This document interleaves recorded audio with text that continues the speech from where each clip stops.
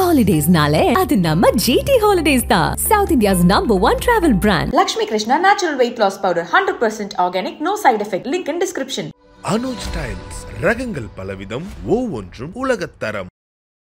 இப்போ பெண்கள் புயல் ஸ்டார்ட் ஆயிருக்கு. எந்தெந்த மாவட்டங்களுக்கு அதிகமாக பாதிப்பு ஏற்படும்? இந்த புயலை பொறுத்த வரைக்கும் அதிக பாதிப்பு டெல்டா சார்ந்து இருக்கக்கூடிய பகுதிகளுக்கு தான் இருக்கும் அப்படின்னு சொல்கிறாங்க. நமக்கு வந்து ஒரு 5 ஆண்டுகளுக்கு முன்பாக அதிகப்படியான சைக்ளோன்ஸ் வந்து உருவாகிட்டு இருந்துச்சு. ஆனால் ஒரு சைக்ளோன் வந்து உருவாகுதுன்னா அது அடுத்த டைம் எடுத்துக்கும். அடுத்த சைக்ளோன் வர்றதுக்கு 1 வருஷம் தான் ஆச்சு. நம்ம கடந்த லாஸ்ட் 10 இயர்ஸ்ல வந்து பார்த்தீங்கன்னா. ஆனால் இப்போ என்னென்னா சைக்ளோன்ஸோட உருவாகுவதற்கு முன்னாடி டிப்ரெஷன்ஸ் வந்து அதிகமாகுது. இதுதான் ரொம்ப இன்னும் சிக்கலுக்கானது. ஏன்னா எந்த அளவுக்கு அது லேட் ஆகுதோ அந்த அளவுக்கு அதிகமாக தண்ணியை உள்வாங்கி கொண்டுதுன்னு இருக்கும். அப்போ அந்த அளவுக்கு மழையை வந்து கொட்டும். அதுதான் மேக வெடிப்புன்னு நம்ம சொல்லுவோம். அப்போ ஒரு குறுகிய காலகட்டத்தில் அதிகமான மழைப்பொழிவை உண்டாகும். சென்னையில் பார்த்தீங்கன்னா இப்போ 2 நாளாகவே காற்று அதிகமாக வீசுது இல்லையா சார்? கிளைமேட்டே ஒரு மாதிரி சேஞ்சாகவே இருக்குது. இதுதான் கிளைமேட் சேஞ்ச் அப்படின்னு சொல்கிறாங்க. அப்போ இன்னைக்கு வந்து global warming induce climate change, பூமி சூடாகி கொண்டிருக்கிறது. அதன் காரணமாக பல்வேறு விதமான மாற்றங்கள் நிகழ்ந்து கொண்டு வருகிறது ஒவ்வொரு பகுதியிலும் ஒவ்வொரு பிராந்தியத்திலும். இந்த மாற்றங்களினால இதை கணிப்பதற்கான அறிவியல் ரீதியான வளர்ச்சி நம்மகிட்ட இல்லை. இருக்குமா? ஆமா, பாலச்சந்திரன் அவர் தான் சொல்றாரு, ரொம்ப தெளிவாக சொல்றாரு. இனிமேல் மழை உங்களுக்கு இப்படிதான் அன்பிரிடிக்ட் பண்ண முடியாது. நாங்கள் ஆரஞ்சு அலர்ட் கொடுக்குறோம், அது ரெட் அலர்ட்டாக வந்து பயங்கர மழை பொழியலாம், ரெட் அலர்ட் கொடுத்து மழை பொழியாமல் போகலாம். ஸோ 100% அக்யூரேசி இன் வெதர் ப்ரெடிக்ஷன்ஸ் அப்படிங்கிறது இம்பாசிபிள். வெதர் ப்ரெடிக்ஷன் பொறுத்த வரைக்கும் தமிழ்நாட்டில் வந்து பார்த்தீங்கன்னா 3 ரேடார்ஸ் தான் இருக்குது. அது ஏறத்தாழ ஒரு 200 கிலோமீட்டர் ரேடியஸ்க்கான வெதர், லோக்கல் வெதர் வந்து ப்ரெடிக்ட் பண்ணும். ஆனால் இவை போதுமானதல்ல. இன்னும் வெதர் மானிட்டரிங் இந்த ரேடாருக்குள் வராத நிறைய மாவட்டங்கள் இருக்கு. அந்த மாவட்டத்துக்குலாம் நம்ம சொல்றதே கிடையாது. நம்மளுடைய எல்லா கணிப்புகளுமே வந்து பார்த்தீங்கன்னா ரொம்ப வந்து மேக்ரோ லெவலில் தான் இருக்கும் இல்லையா, மைக்ரோ லெவலில் நம்ம இன்னும் சொல்றது இல்லை. அந்த அளவுக்கு நம்ம இன்னும் அதிகப்படுத்தவில்லை. மக்களை உண்மையிலே பாதுகாப்பதற்கு தேவையான நடவடிக்கையை நாம் மேற்கொள்ளவில்லை. அரசியல் ரீதியாகவும் பொருளாதார ரீதியாகவும் சமூக ரீதியாகவும் நிறைய முன்னெடுப்புகள் செய்ய வேண்டிய தேவை. அந்த முன்னெடுப்புகள் நாம் செய்யாமல் இருக்கிறோம். பேசிக்காக இருக்க பிரச்சனை. ஏன் இன்னைக்கு வெதர் ப்ரெடிக்ட் பண்ண முடியும்? ஏன் சோலாரை வந்து அதிகமாக கொண்டு வரீங்க? அது ஏன் பிரைவேட் செக்டர் கொடுத்து அவன்கிட்ட மட்டும் இருந்து வாங்கன்னு நீங்கள் சொல்கிறீங்க? ஏன் கவர்மெண்ட்டில் வந்து அது பண்ண மாட்டீங்க? அந்த ஏன் இனிஷியேட் பண்ண மாட்டீங்க? அப்போது மாற்று எரிசக்திகள், மக்களை பாதுகாப்பு நடவடிக்கைகள் ஏன் இன்னும் அரசினுடைய முக்கியமான அஜெண்டாவில் வரல? தமிழ்நாட்டை பொறுத்த வரைக்கும் டிசாஸ்டர் மேனேஜ்மெண்ட் அப்படிங்கிற வருவாய்த்துறையோட இருக்கு. நீங்க நினைச்சு பாருங்க, வருவாய்த்துறை அதிகாரி வந்துட்டு ஒரு டிசாஸ்டர் மேனேஜ் பண்ண முடியுமா? நம்ம செஞ்சிருக்கக்கூடிய டெவலப்மெண்ட் எல்லாமே வந்து பாத்தீங்கன்னா சயின்டிஃபிக்கான ஒரு டெவலப்மெண்ட் தான். உங்களுக்கு 1 சென்டிமீட்டர் மழை, 2 சென்டிமீட்டர் மழைலாம் நமக்கு இனிமேல் கிடையாது. 3 மணி நேரத்தில் 10 சென்டிமீட்டர் 15 சென்டிமீட்டர் மழை அப்படிதான் இருக்கு. இப்போ வேளச்சேரி போன்ற பகுதிகளே அந்த எந்த பகுதி பாதுகாப்பான பகுதி, எதை நாம வந்து அறிவியல் ரீதியாக ஒரு சரியான கட்டுமானத்தில் எப்படி பாதுகாக்க வேண்டும் அப்படிங்கிறதுக்கான முன்னெடுப்புகள் செய்யணும். அந்த பிளானிங் இருக்கு. ஆனால் இங்க இருக்கிற சொல்யூஷன் என்னன்னா, இந்த மக்களை அப்படியே பிச்சை எடுத்துட்டு போய் வேற இடத்துல வச்சிடுறது. காலநிலை மாற்ற பாதிப்பு இல்லாமல் வாழ்வதற்கான வாழ்வுரிமை என்பது உங்களுடைய அடிப்படை உரிமை. இந்த அடிப்படை உரிமையை உறுதி செய்ய வேண்டியது அரசனுடைய கடமை. வணக்கம் சார். வணக்கம் சார். இப்போ பெண்கள் புயல் ஸ்டார்ட் ஆயிருக்கு. எந்தெந்த மாவட்டங்களுக்கு அதிகமாக பாதிப்பு ஏற்படுத்தும் சார்? அடிப்படையில் கடலோர மாவட்டங்கள் சொல்கிறாங்க. கடலோர மாவட்டங்களுக்கு வந்து ரொம்ப அதிகம். கடலோர பாவம் குறிப்பாக டெல்டா சார்ந்திருக்கக்கூடிய பகுதிகள் அப்படிங்கிறத ரொம்ப அதிகமான பாதிப்பு உண்டாக்கும் அப்படின்றாங்க. ஆனால் என்னென்னா, இப்போ சமீப காலத்தில் ஒவ்வொரு இந்த மாதிரி டிப்ரெஷன்ஸோடைய அதோட ஃபார்மேஷன்ஸ், அது எப்படி செயல்படும் அப்படிங்கிற விதத்தில் வந்துட்டு நிறைய விதமான கணிப்பதில் நிறைய விதமான சிக்கல்கள் இருக்குது. ஸோ அதனால் துல்லியமாக நமக்கு வந்து ஒரு 24 ஹவர்ஸ்க்கு முன்னாடி ஆன ஒரு ப்ரெடிக்ஷன்ஸ் தான் வந்து ஓரளவுக்கு நமக்கு சொல்லவே முடியும். இப்போ இருக்கிறவருக்கு தோராளமாக அதோட பேத் வே என்ன இருக்கும், இங்கே இடத்துல உருவாயிருக்கு, ஒரு குறைந்த இடத்துல ஒரு தாழ்வு மண்டலம் வந்து உருவாயிருக்கு, டிப்ரெஷன் சொல்கிறோம், அது உருவாயிருக்கு அப்படின்னா அப்போ இந்த பகுதியாக தான் செல்லக்கூடிய வாய்ப்பு இருக்குது அப்படிங்கிறது தான் நம்மளுடைய இப்போ ப்ரெடிக்ஷன். ஆனால் துல்லியமாக அது அப்படி தான் நடக்குமா என்பதற்கான எந்த விதமான கேரண்டிஸுமே இல்லை. ஆனால் இந்த புயலை பொறுத்த வரைக்கும் அதிக பாதிப்பு டெல்டா சார்ந்து இருக்கக்கூடிய பகுதிகளுக்கு தான் இருக்கும் அப்படின்னு சொல்கிறாங்க.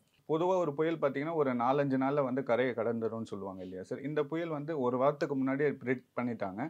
ஆனாலுமே இது இன்னும் கரையை கடக்கல, ரொம்ப ஸ்லோ டவுன் ஆயிருக்கு. நேற்று 4 மாவட்டங்களுக்கு வந்து ரெட் அலர்ட் கொடுத்துருந்தாங்க. இன்னைக்கு அதை கேன்சல் பண்ணியிருக்காங்க இல்லையா சார்? ஆமாம், அது என்னென்னா, ஒரு புயல் எப்படி உருவாகுதுன்னு சொல்லணும். இப்போ சைக்ளோனோட ஃபார்மேஷன்ஸ் வந்து பார்த்திங்கன்னா அது ஒரு 4 விதமான கட்டங்கள் அப்படிங்கிறது இருக்குது.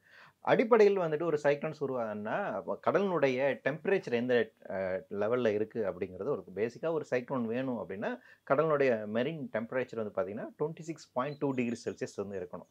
நம்ம இந்திய பெருங்கடலை பொறுத்த வரைக்கும் ஆல்ரெடி நம்ம கடலுடைய சராசரி ஆம்பியன்ட் டெம்பரேச்சர் 28 டிகிரி செல்சியஸ் வரைக்கும் போயிடுச்சு. அப்போ ஆல்ரெடி உங்களுக்கு வந்து ஒரு இன்கிரிடியன்ட் வந்து ரெடியாக இருக்குது. அப்போ வந்து அதிகமான டிப்ரெஷன்ஸ் உருவாகுவதற்கான ஒரு வாய்ப்பு அப்படிங்கிறது. மேலேருந்து ஒரு காற்றழுத்த மண்டலம், ஒரு ஒரு ப்ரெஷர், அட்மாஸ்பியரிக் ப்ரெஷர்னு சொல்லுவோம். அது அந்த அழுத்தம் உண்டாகின்ற போது அந்த இடத்துல வந்து ஒரு டிப்ரெஷன் ஃபார்ம் ஆகுது. எப்படின்னா, கடல் வந்து சூடாக இருக்குது, ஆட்டோமேட்டிக்காக வந்து ஆவி வரும் இல்லையா? அந்த ஆவி மேலேருந்து ஒரு அழுத்தத்தின் காரணமாக அது என்ன ஏர் கண்டென்ஸ் ஆகுது. அப்போ வந்து உங்களுக்கு பெரிய ஒரு மேகக்கூட்டங்கள் வந்து அங்கே வந்து உண்டாகுது. இந்த மேகக்கூட்டங்கள் வந்துட்டு எந்த அளவுக்கு தண்ணியை உள்வாங்குதோ அந்த அளவுக்கு அதிகமான மழைப்பொழிவை வந்து கொண்டு வருவதற்கான வாய்ப்பு இருக்குது. ஸோ இதுதான் என்னுடைய ஏங்கல். இப்போ இந்த இடத்துல என்ன ஆகுதுன்னு பார்த்தீங்கன்னா, உங்களுக்கு அந்த கடலினுடைய டெம்பரேச்சர் அதிகமாக இருக்குது. ஸோ ஈஸியாக கண்டென்ஸ் ஆகுது, ஒரு அட்மாஸ்பியரிக் ப்ரெஷர் கிடைக்குது. உடனே ஃபர்ஸ்ட் வந்து டிப்ரெஷன் ஆகுது. இந்த டிப்ரெஷனில் இருந்து அடுத்து அது வந்து சைக்ளோனுக்காக வந்துட்டு டிரான்சிட் ஆகணும். இந்த டிரான்சிஷன் ஆகுற மோடு இப்போ வந்து இது புயலாக மாறுமா மாறாதாங்கிறது தான் பார்த்துக்கிட்டே இருந்தேன். கடந்த காலங்களில் வந்து பார்த்தீங்கன்னா, நமக்கு வந்து ஒரு 5 ஆண்டுகளுக்கு முன்பாக அதிகப்படியான சைக்ளோன்ஸ் வந்து உருவாகிட்டு இருந்துச்சு. ஆனால் ஒரு சைக்ளோன் வந்து உருவாகுதுன்னா அது அடுத்த டைம் எடுத்துக்கும். அடுத்த சைக்ளோன் வருவதற்கு 1 வருஷம் தான் ஆச்சு. நம்ம கடந்த லாஸ்ட் 10 இயர்ஸ்ல வந்து பார்த்தீங்கன்னா. ஆனால் இப்போ என்னன்னா, சைக்ளோன்ஸோட உருவாகுவதற்கு முன்னாடி டிப்ரெஷன்ஸ் வந்து அதிகமாகுது. ஆனால் டிஃப்ரென்ஸோட ஃப்ரீக்வன்சி அதிகமாக, அது ஒரு ஸ்டேஜ் கீழே தான். இது வந்து அடுத்து சைக்ளோனாக மாறிடும். சைக்ளோனாக மாறும்போது உங்களுக்கு புயல் காற்று வந்து அதிகமாக இருக்கும், அப்படி அடிச்சுட்டு வந்து போகும். டிப்ரெஷன்ஸாக இருக்கும்போது வந்து பார்த்தீங்கன்னா அதிகமான மழைப்பொழிவை வந்து கொண்டு வரும். ஸோ ரெண்டுத்துக்குமான இந்த ஒரு பேசிக்கான ஒரு டிஃப்ரென்ஸ் இருக்குது. இந்த டிப்ரெஷனாக இருந்து அது வந்து சைக்ளோனாக மாறுவதற்கான எடுத்துக்கொள்ளக்கூடிய காலகட்டங்கள் இருக்குங்களா, அது இப்போ வந்து அதிகமாகுது. இதுதான் ரொம்ப இன்னும் சிக்கலுக்கானது. ஏன்னா எந்த அளவுக்கு அது லேட் ஆகுதோ அந்த அளவுக்கு அதிகமாக தண்ணியை உள்வாங்கி கொண்டுதுன்னு அர்த்தம். அப்போ அந்த அளவுக்கு மழையை வந்து கொட்டும். அதுதான் மேக வெடிப்புன்னு நம்ம சொல்கிறோம். அப்போ ஒரு குறுகிய காலகட்டத்தில் அதிகமான மழைப்பொழிவை உண்டாக்கும். இல்லைன்னா உங்களுக்கு சைக்ளோனா ஃபார்ம் ஆயிடுச்சுன்னா அது வந்து சூறாவளி காட்டை வந்து அடிச்சு தள்ளிட்டு வந்துட்டு போயிடும். ஸோ 2 விதமான ப்ராபபிலிட்டிஸ் இருக்குது. 2 விதமான ப்ராபபிலிட்டிஸுமே எக்ஸ்ட்ரீம் தான் இருக்குது. இதுதான் நம்ம எக்ஸ்ட்ரீம் கிளைமேட்டிக் ஈவெண்ட்ஸ் அப்படின்னு சொல்கிறாங்க. அப்போ ஒரு டிப்ரெஷன் ஆயிடுச்சுன்னா அதோட வாய்ப்பு என்னவா இருக்குன்னா, ஷார்ட் டேர்மில் அதிகமான ரெயின்ஃபாலை கொண்டு வரும். 3 மணி நேரத்தில் மழை கொட்டி தீக்கும். காயல்பட்டினத்தில் 96 சென்டிமீட்டர் வந்து பார்த்தோம். வயநாட்டில் வந்துட்டு பார்த்தீங்கன்னா 56 சென்டிமீட்டர் மழை பொழிவுன்னு பார்த்தோம். இதெல்லாம் சாதாரண விஷயங்கள் இல்லை. சென்னையில் கூட 3 மணி நேரத்தில் 15 சென்டிமீட்டர் மழை அப்படிங்கிறதுலாம் இருக்குங்களா. இந்த மாதிரி ஒரு குறுகிய காலகட்டத்தில் அதிகமான மழை பொழிவை கொண்டு வருவதற்கான ஆபத்துக்கு. அப்போ அங்கே கடல்லே ரொம்ப நேரம் தங்கி இருக்குதுன்னா நிறையா வாட்டர் வேப்பரை வந்து உள்வாங்கிட்டு இருக்குன்னு அர்த்தம். ஸோ அவ்வளோ மழைப்பொழிவு வந்து மேக வெடிப்பை கொண்டு வருவதற்கான பாசிபிலிட்டிஸ் இருக்குது. இது வந்து அடுத்து சைக்ளோனாக இப்போ ஃபார்ம் ஆகி அது நகர்ந்து போகுதுன்னா அது காற்றினுடைய வேகத்தின் காரணமாக அது போகும். ஸோ அது காற்றினோட வேகம் அந்த பாதிப்பு தான் நமக்கு இருக்கும், மழைப்பொழிவோட பாதிப்பு கம்மியாக இருக்கும். ஸோ 2 விதமான ப்ராபபிலிட்டிஸ் நமக்கு வந்து இருக்குது. ஸோ அப்போ இது என்னவா நிகழப்போகுது அப்படிங்கிறத நம்ம பொறுத்து வந்து பார்க்கணும். ஓகே, அதே மாதிரி சென்னையில் பார்த்தீங்கன்னா இப்போ 2 நாளாகவே காற்று அதிகமாக வீசுது இல்லையா சார்? கிளைமேட்டே ஒரு மாதிரி சேஞ்சாகவே இருக்குது. இது எதனால் சார் ஏற்படுது? இது பேசிக்காக நம்ம இப்போ வந்து கார்த்திகை வந்துட்டோம், நம்ம அடுத்து மார்கழி நெருங்கிட்டு இருக்கோம். அப்படிங்கும்போது நமக்கு வந்து இது வந்து பனிக்காலம் அப்படிங்கிறது ஒன்று. ஆனால் கடந்த காலங்களை விட இப்போ வந்து பனி ரொம்ப அதிகமாக இருக்குது. இப்போ நீங்கள் முன்னாடி கேட்ட மாதிரி ஐஎம்டியோட ப்ரெடிக்ஷன்ஸ் வந்துட்டு சிவியர் வார்னிங் கொடுக்குறாங்க, ஆரஞ்சு வார்னிங் கொடுக்குறாங்க. ஏன் அப்படி நடக்குது அப்படின்னா ஏன் கணிக்க முடியலங்கிற ஒரு பிரச்சனை இல்லை. அடிப்படையில் ஒரு விஷயம் பொறுத்த வரைக்கும் லாஸ்ட் ஒரு 10,000 இயர்ஸை வந்துட்டு இந்த பூமியினுடைய ஜியாலஜிக்கல் டைம் ஸ்கேல் படி அது என்ன ஹாலோசின் அப்படின்னு சொல்லுவாங்க. இந்த ஹாலோசின் பீரியட் அப்படின்னு சொல்லுவாங்க. இந்த லாஸ்ட் 10,000 இயர்ஸில் பூமியினுடைய சராசரி வெப்பநிலை அப்படிங்கிறது ஒரு பேலன்ஸ்டு லெவலில் இருந்துச்சு. அதன் காரணமாக தான் நம்ம விவசாயம் பண்ண முடிஞ்சது. ஸோ இந்த கடந்த ஒரு 10,000 வருடங்களாக நம்ம விவசாயம் பண்ண கற்றுக்கிட்டு இருக்கோம். நம்ம தொடர்ச்சியாக இயற்கையை அவதானித்து வருகிறோம். இந்தியாவிலும் பார்த்தீங்கன்னா குறைஞ்சபட்சம் ஒரு 5000 வருடங்களுக்கு முன்பாக விவசாயம் கண்டுபிடிக்கப்பட்டிருக்கலாம். நமக்கு கிடைத்த நெல் தானியங்களுடையது இண்டஸ் வேலி சிவிலைசேஷன்லாம் நமக்கு வந்து அந்த அந்த அதுக்கான ஆதாரங்கள் இருக்குது. அதன் அடிப்படையில் சொல்லலாம். ஸோ இப்போ இங்கே நம்ம இந்திய தமிழகத்தை பொறுத்த வரைக்கும் ஒரு 2000-3000 வருடம் பழமையானது இருக்குது. அப்போ நம்ம என்ன தொடர்ச்சியாக இந்த காலகட்டங்களில் இயற்கையினோட மாறுதலை வந்து கணித்து வர்றாங்க. அதை நம்ம வந்து பதிவு பண்ணி வச்சுருக்கோம். ஆடிப்பட்ட தேடி விதைக்கணும் அப்படிங்கிறது இருக்குங்களா. ஆடி மாத காதுக்கு அம்மியும் நகரும் அப்படின்னு நம்ம வந்துட்டு சொல்கிறோம். வந்துட்டு ஐப்பசி மலைக்கும் கார்த்திகை மலை கார்த்திகை வந்துட்டு கனமழை கொண்டு வரும், ஐப்பசி மலை அடமலை கொண்டு வரணுங்கிறல.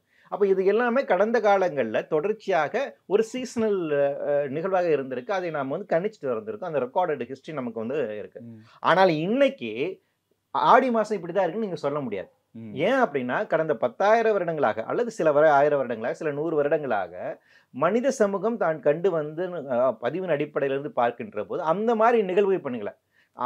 ஆடி மாதம் இப்படி தான் இருக்கும், கார்த்திகை மாதம் இப்படி தான் இருக்கும், புரட்டாசி மாதம் வெயில் இப்படி தான் இருக்கும் உங்களால் சொல்ல முடியாது.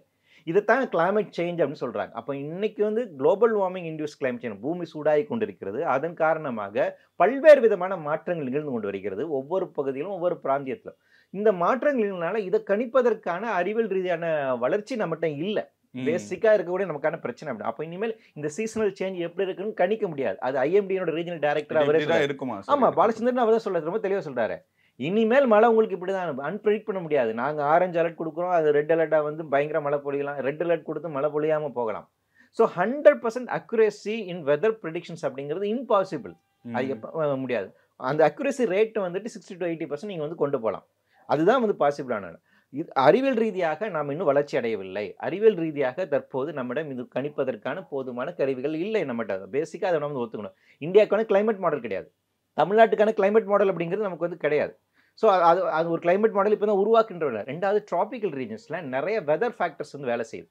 இந்தியா டைஃபோல் எஃபெக்ட் அப்படிங்கிறது, லானினா எஃபெக்ட்ஸ் அப்படிங்கிறது இருக்குது, north east monsoon, south east monsoon அப்படின்னு நம்ம சொல்கிறோம். இந்த காற்றினுடைய திசைகள் எப்படி வந்து அதில் என்ன மாறுதல் ஏற்படுகின்றது, அது வெஸ்டர்ன் காட்ஸோட எப்படி ரியாக்ட் பண்ணுது, இமயமலையோட எப்படி ரியாக்ட் பண்ணுது, இவை எல்லாமே சேர்த்து தான் வந்து ஒரு வெதர் அப்படிங்கிறது உருவாது. அப்போ இந்த லோக்கல் ஃபேக்டர்ஸ் இதை எல்லாத்தையும் நீங்கள் கன்சிடர் பண்ணி வெதரை ப்ரெடிக்ட் பண்ணணும். அதோடு கூடுதலாக இன்று மாறி வருகின்ற இந்த புதிய சூழல் இருக்குல்ல, கிளைமேட்டிக் கண்டிஷன், அது என்னென்னா 150 வருடங்களுக்கு முன்பாக வெதர் பேட்டர்னுங்கிறது வேறு. அன்னைக்கு வந்து பூமியினுடைய சராசரி வெப்பநிலைங்கிறது வேறு. இன்னைக்கு நாம் வாழுகின்ற பூமிங்கிறது 1 டிகிரி அதிகமாக இருக்கக்கூடியது. அதாவது கடந்த 10,000 வருடங்களில் இல்லாத அளவுக்கு, இன்னும் சொல்லப்போனால் கடந்த 8 லட்சம் வருடங்களில் இல்லாத அளவுக்கான இருக்கக்கூடிய புதிய அமைப்பில் நாம் இருக்கிறோம். இன்னைக்கு இருக்கக்கூடிய கார்பன் டை ஆக்சைடோட அளவு வந்து பார்த்தீங்கன்னா லாஸ்ட் 8 லட்சம் வருடங்களில் இல்லாததுக்கான அளவு இருக்குது. அந்த அட்மாஸ்பியர் அந்த அளவுக்கு கார்பன் டை ஆக்சைடு, அந்த அளவுக்கு கார்பன் டை ஆக்சைடு இருக்குது அப்படின்னா அதிகமான ஹீட் ஆகிட்டு இருக்குன்னு அர்த்தம். அப்போ இந்த புதிய சினாரியோவில் வெதர் ப்ரெடிக்ட் பண்ணுறது ரொம்ப ரொம்ப கஷ்டமான விஷயம். இயற்கையிலே அது ரொம்ப பிரதானம். இப்போ மாறி வருகின்ற புதிய சூழல் இவையெல்லாம் சேர்ந்து நீங்கள் புரிந்து கொள்ள வேண்டும். அப்போ இன்னைக்கு நான் குளிர் இன்னும் அடுத்த மார்கழியில் குளிர் இன்னும் அதிகமாக இருக்கும். இந்த நீங்கள் நமக்கு எப்படி இருக்குன்னு பார்த்தீங்கன்னா, இந்த ஒரு வருஷத்தில் 10 மாதம் இனிமேல் கடுமையான வெயில் இருக்கும். 10 மாசம் நமக்கு சம்மர். அதுல இந்த 3 மாசம் எக்ஸ்ட்ரீமுக்கு போவாங்க. 40 டிகிரிஸ் அண்ட் அபோவ் போகும்னு சொல்றாங்க. 40 டிகிரிஸ் அண்ட் அபோவ். அதே குளிர்காலத்துல வந்து நமக்கு வந்து ஃப்ரீசிங் டெம்பரேச்சருக்கு நம்ம வந்து போகிறோம். மழை காலத்துல மழை அதிகமாக கொட்டி தேய்க்கும். அப்போ உங்களுக்கு 10 மாசம் வெயில் இருக்கும், 1 மாசம் மழை கொட்டி தேய்க்கும், இன்னும் 1 மாசம் வந்து குளிர் அதிகமாக இருக்கும். ஸோ இதுதான் நம்மளுடைய லைஃப் ஸ்பேனாக இருக்க போகுது, நியூ நார்மல்ஸியாக இருக்கு. அப்போ இந்த காலகட்டத்தில் வெதர் ப்ரெடிக்ட் பண்றது ரொம்ப கஷ்டமான. ஏன்னா மழை இப்போ எப்போ வேணா பெய்யுது இல்லையா சார்? இப்போ லாஸ்ட் மந்த் சொல்லியிருந்தாங்க 4 நாள் வந்து ரெட் அலர்ட் கொடுத்துருந்தாங்க. இந்த வேளச்சேரி மக்கள்லாம் பார்த்தீங்கன்னா பிரிட்ஜ் மேலெல்லாம் கார் நிறுத்திருந்தாங்க.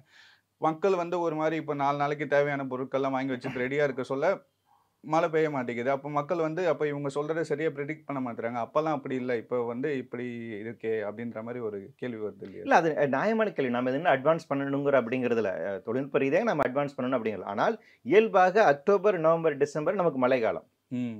சவுத் ஈஸ்ட் பருவமழை அப்படிங்கிறது, மான்சூன் அப்படிங்கிறது நமக்கு செட் ஆகுது. கரெக்டாக புரட்டாசி மாதம் முடிஞ்சதுக்கப்புறம் நமக்கு ஐப்பசியில் மழை செட் ஆகணும். அதுதான் வந்து இந்த அக்டோபர் அப்படிங்கிறது வந்து அக்டோபர் 15 கரெக்டாக நமக்கு புரட்டாசி முடியுது. அதுக்கப்புறம் ஆரம்பிதுங்களா, கரெக்டாக நீங்கள் இயல்பாக அப்படி தான் ஆரம்பிச்சிருது. ஆனால் அதில் என்ன ஒரு பிரச்சனைனா, 3 மாதம் நமக்கு முன்னாடி மான்சூன்ங்கிறது நிறுத்தி நிதானமாக பெஞ்சிட்டு இருந்துச்சு. அப்போ நான் வந்து பயிர் செய்யறதுக்கு ரெடி ஆகலாம். எனக்கு ஃபர்ஸ்ட் வந்து நான் பயிர் செஞ்சு வச்சிருப்பேன், மழை கொஞ்சம் தூரிட்டு போகும், அதுக்கப்புறம் வளரணும், அதுக்கப்புறம் திருப்பி மழை வரணும், அதுக்கப்புறம் அறுவடைக்கு தயாராகணும். இந்த ஒரு லைஃப் ஸ்பேன் இருக்கு இல்லைங்களா, அது இனிமேல் இருக்காதுங்கிறது தான் பிரச்சனை. அப்போ நீங்கள் ஆன்டிசிபேட் பண்ண முடியாத காலகட்டத்தில் வந்து கொட்டி தீக்கும். மழை காலத்தில் உங்களுக்கு மழை இருக்கும், ஆனால் எக்ஸ்ட்ரீமாக இருக்கும். வெயில் காலத்தில் உங்களுக்கு வெயில் இருக்கும், ஆனால் எக்ஸ்ட்ரீமாக இருக்கும். குளிர் காலத்தில் குளிர் இருக்கும், ஆனால் எக்ஸ்ட்ரீமாக இருக்கும். அப்போ இது என்னன்னா, உங்களுக்கு 3 மாதம் நிறுத்தி நிதானமாக பெய்யணும் கிடையாது, 3 மணி நேரத்தில் கொட்டி தீக்கும். அப்போ இங்கே என்ன பிரச்சனைனா, அடிப்படையில் நமக்கான இப்போ வெதர் ப்ரெடிக்ஷன் பொறுத்த வரைக்கும் தமிழ்நாட்டில் வந்து பார்த்தீங்கன்னா 3 ரேடார்ஸ் தான் இருக்குது. அந்த சோனார் ரேடர்ஸ்னு சொல்லுவாங்க. நம்ம சென்னை இந்த போர்ட் மேலே வந்து பார்த்தீங்கன்னா ஒரு ஃபுட்பால் மாதிரி வச்சுருப்பாங்க. கன்னியாகுமரியில் இருக்குது, பாண்டிச்சேரியில் இருக்குது. அது ஏறத்தாழ ஒரு 200 கிலோமீட்டர் ரேடியஸ்க்கான வெதர், லோக்கல் வெதரை வந்து ப்ரெடிக்ட் பண்ணணும். அதுக்கப்புறம் நம்ம வெதர் ஸ்டேஷனில் இந்த பலூன் அனுப்பி வந்து என்ன அளவுக்கு டெம்பரேச்சர் சேஞ்சஸ் இருக்குது அப்படின்னு மானிட்டர் பண்ணலாம். இந்த மாதிரி ரெகுலரான மானிட்டர் சிஸ்டம் அப்படிங்கிறது வேணும்னு நம்ம அப்டேட் பண்ணோம். ஆனால் இவை போதுமானதல்ல. இன்னும் வெதர் மானிட்டரிங் இந்த ரேடாருக்குள் வராத நிறைய மாவட்டங்கள் இருக்கு. அந்த மாவட்டத்துக்குலாம் நம்ம சொல்றதே கிடையாது. கடலோர மாவட்டங்கள் இப்போ நம்ம வந்து சொல்றோமேனா, இப்போ இந்த காரைக்கால், பாண்டிச்சேரி, அதுக்கப்புறம் இந்த நாகப்பட்டினம் இப்படி வரிசையா நம்ம சொல்றீங்களா, ஆனா துல்லியமா அதுல எந்த பகுதியும் நம்ம சொல்றது இல்லை. நம்மளுடைய எல்லா கணிப்புகளுமே வந்து பாத்தீங்கன்னா ரொம்ப வந்து மேக்ரோ லெவலில் தான் இருக்கும் இல்லையா, மைக்ரோ லெவலில் நம்ம இன்னும் சொல்றது இல்லை. அந்த அளவுக்கு நம்ம இன்னும் அதிகப்படுத்தவில்லை. அப்போ இந்த தொழில்நுட்பத்தை நம்ம அதிகப்படுத்த இருக்கு. இப்போ கூட ரீசெண்டாக வெதர் சேட்டலைட் ஒன்று அனுப்பியிருக்கோம். நம்ம இன்னும் தொடர்ச்சியாக கேட்கறது, தமிழ்நாட்டுக்கான தனியாக வெதர் சேட்டலைட் நீங்கள் கொண்டு வாங்க அப்படின்னு சொல்லியிருக்கோம். இன்னும் ரேடார் கருவிகள் நம்ம கொண்டு வர வேண்டிய தேவை இருக்குது. மாநில அரசாங்கம் தனியாக முன்னெடுக்க செய்ய வேண்டிய தேவை இருக்குது. இந்த மாதிரி விஞ்ஞான அப்டேட் பண்ண வேண்டிய ஒரு தேவை இருக்குது. தற்போது இருக்கக்கூடிய நிலைமையில் இது துல்லியமாக கிடைக்க முடியாது. ஆனால் ஒரு விஷயத்தை நீங்கள் வந்து சொல்லலாம், இனிமேல் வெதர் அப்படிங்கிறது எல்லாமே எக்ஸ்ட்ரீமாக தான் இருக்கும். எக்ஸ்ட்ரீம் வெதர் அப்படிங்கிறது எப்பவுமே ஒரு முன்னெச்சரிக்கையோட தான். ஆமா, நமக்கு வெயிலும் அதிகமாக தான் இருக்கும், குளிரும் அதிகமாக தான் இருக்கும், மழையும் அதிகமாக தான் இருக்கும், புயலும் அதிகமாக தான் இருக்கும். ஸோ அதற்கு எப்படி நம்ம அடாப்ட் ஆகணும் அப்படிங்கிறது. அப்போ இன்னைக்கு உலகில் ஐக்கிய நாடுகள் சபையின் கீழாக இருக்கக்கூடிய IPCC இருக்காங்க, inter government panel on climate change. அவங்க ஏதாவது அறிவித்தாங்க. நீங்கள் இந்த மாறி வருகை சூழலுக்கு வாழ கற்றுக்கொள்ளுங்கள். இதை நம்மளால் தடுத்து நிறுத்த முடியாது. ஏன்னா அந்த இது போயிருச்சு. இந்த புதிய இயல்பு நிலைக்கு நம்ம வந்துட்டோம். இந்த இயல்பு என்னன்னா அடுத்து இன்னும் பயங்கரமான இயல்பு நோக்கி தான் நகர்ந்துட்டு இருக்கு. இப்போ என்ன சேலஞ்ச் பண்றாங்கன்னா, இப்போ இருக்கிறதே நம்மளால தாங்க முடியாது. ஆனா அட்லீஸ்ட் இதையாச்சும் ப்ரொடெக்ட் பண்ணணும்னா நீங்க எமிஷன்ஸ் குறைங்க, ஃபாசில் ஃபியூல் எரிப்பது கம்மி பண்ணுங்க, கோலை வந்து எரிக்கிறது கம்மி பண்ணுங்க, தெர்மல்லேருந்து வெளியே வாங்க, பெட்ரோலியத்துலேருந்து வெளியே வாங்கன்னு சொல்றாங்க. இன்னும் நீங்க அதை எரிச்சிட்டு பண்ணிட்டு தான் இன்னும் மோசமாக தான் போகும். இப்போ இருக்கிறதே நீங்க வந்து ப்ரெடிக்ட் பண்ண முடியல, மோசம், இதோட இப்படி சேர்ந்து வாழ்னு சொல்றீங்களா? 2030க்கு பின்பாக இன்னும் இது அதிகரிக்கக்கூடும் சொல்றாங்க. இப்பவுமே அந்த டிரான்சிஷன் பீரியட்ல தான் இருக்கும். 2030க்கு பின்பாக ஒரு தரவு நமக்கு என்ன சொல்லுதுன்னா, இந்தியாவில் வெயில் அப்படிங்கிறது தாங்க முடியாத தன்மைக்கு போகும், அன்லிவபிள் கண்டிஷனுக்கு போகுங்கிறாங்க. ஓ, அந்த அளவுக்கு போக வாய்ப்பு இருக்கு. ஆமா, இப்பவுமே நம்ம வந்து பாத்தீங்களா, ஏர் ஷோல வந்துட்டு 4 பேர் இறந்து போனாங்க இல்லைங்களா? இந்த போன மே கூட்ட நெரிசல் காரணமா, கூட்ட நெரிசல் காரணமா அவங்க இறக்கல. அவங்க இறந்தது வெட் டெம்பரேச்சர், தண்ணி இல்ல, குடிக்க தண்ணி இல்ல, டீஹைட்ரேட் ஆயிட்டாங்க. பேசிக்கா டீஹைட்ரேட் ஆயிட்டாங்க. அவங்களுக்கு வந்து டீஹைட்ரேஷன் ஏன் வருது இல்லைங்களா? அந்த இடத்துல டெம்பரேச்சர் இன்க்ரீஸ் ஆனது மட்டும் இல்ல, ஹியூமிடிட்டி லெவல் இன்க்ரீஸ் ஆகுது.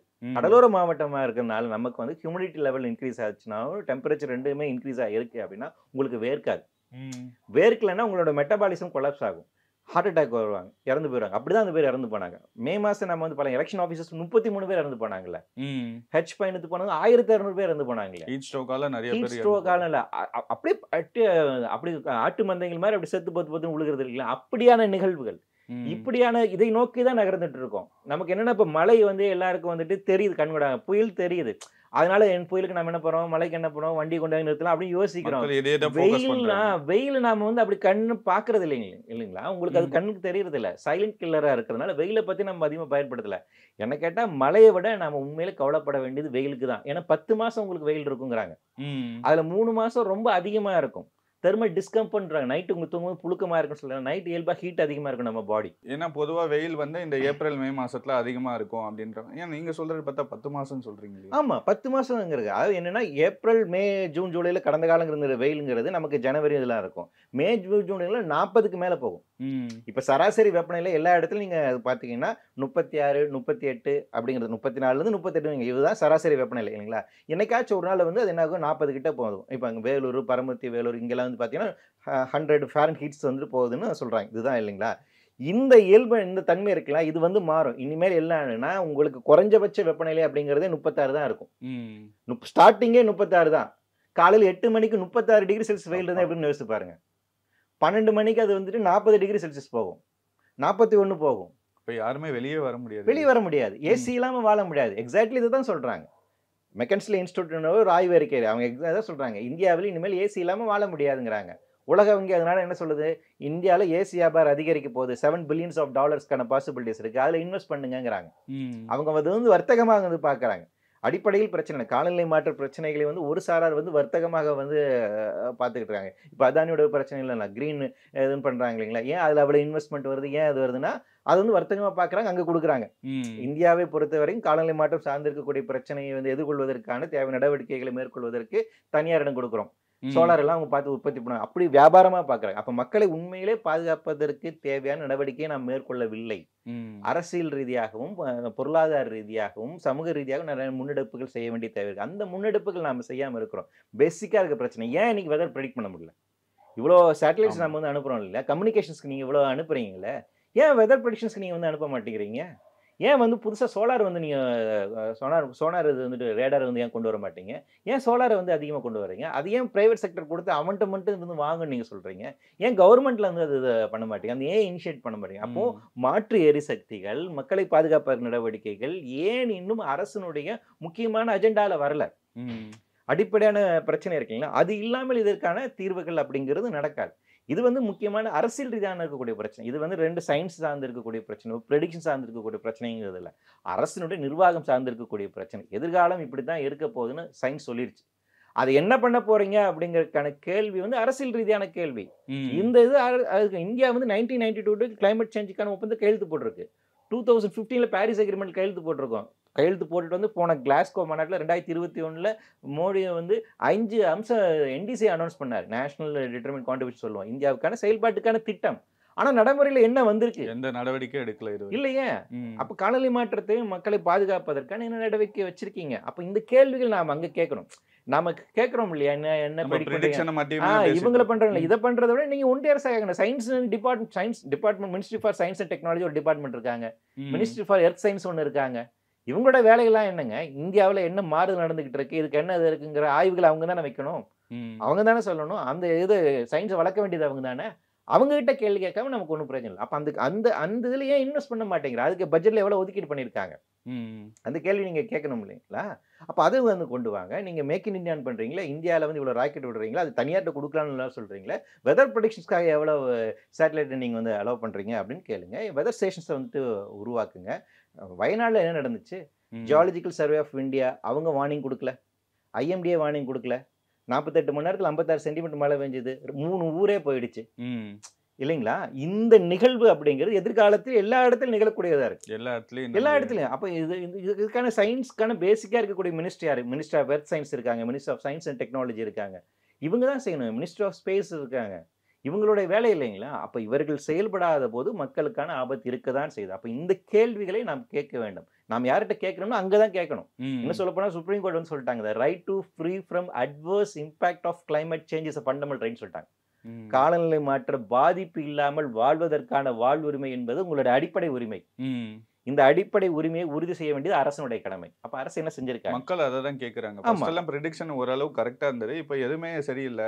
இப்போ நம்ம ரெட் அலர்ட் கொடுக்குறாங்க, மழை பெய்ய மாட்டேங்குது. அப்போ மக்கள் கேர்லெஸ்ஸாக இருக்க சொல்ல பார்த்தீங்கன்னா திடீர்னு மழை பெய்யுது. இப்போ நிசாம் புயல், வர்தா புயல்லாம் பார்த்தீங்கன்னா அப்படி தான் வந்துச்சு. இப்போ டிசம்பரில் வந்தாலே மக்கள் எல்லாமே பயப்படுறாங்க இல்லையா சார்? இல்ல இதுல 2 விதமா இருக்கு. ஃபர்ஸ்ட் மக்களுக்கு வந்து நமக்கு வந்து ஒரு பேரிடர் மேலாண்மைக்கான பயிற்சி வழங்கும். இப்போ வந்து ஜப்பான்ல வந்துட்டு பாத்தீங்கன்னா அவங்க இயல்பா எர்த்குவேக் ப்ரோன் ஜோன் எப்ப வேணா நிழலுக்கு வரும். அதனால அவங்க பாடத்திட்டத்துல இந்த டிசாஸ்டர் கல்வி வச்சிருக்காங்க. அவங்க டிசாஸ்டர் எஜுகேஷன் அப்படிங்கிறத வச்சிருக்காங்க. குழந்தைங்களுக்கு சொல்லி கொடுக்குறாங்க.